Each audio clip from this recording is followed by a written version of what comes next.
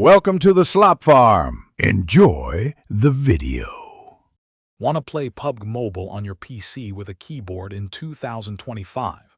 Many players prefer the precision of a mouse and keyboard, and of course, a larger screen enhances the experience significantly. If you've been searching for the definitive method, especially for the upcoming year, you're in the right place.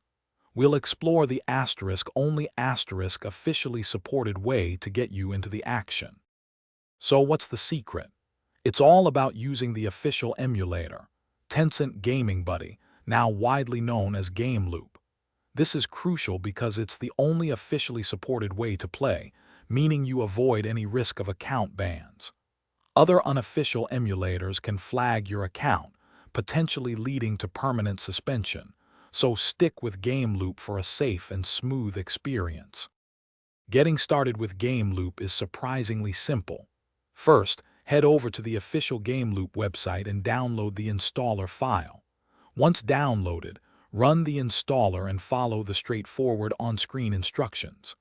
After installation, launch Game Loop, find PUBG Mobile within its game center, and simply click to install it directly from there. It's a very user-friendly process. Once PUBG Mobile is installed within Game Loop, you'll find that keyboard and mouse controls are largely pre-configured.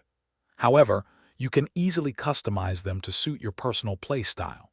Look for the key mapping or keyboard icon within the Game Loop interface during gameplay.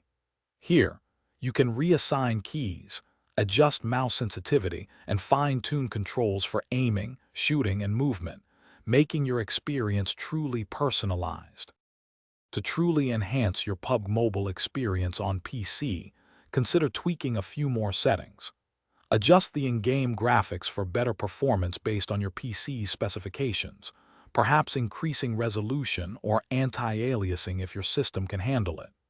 Remember, Game Loop is constantly updated, ensuring the best compatibility and performance.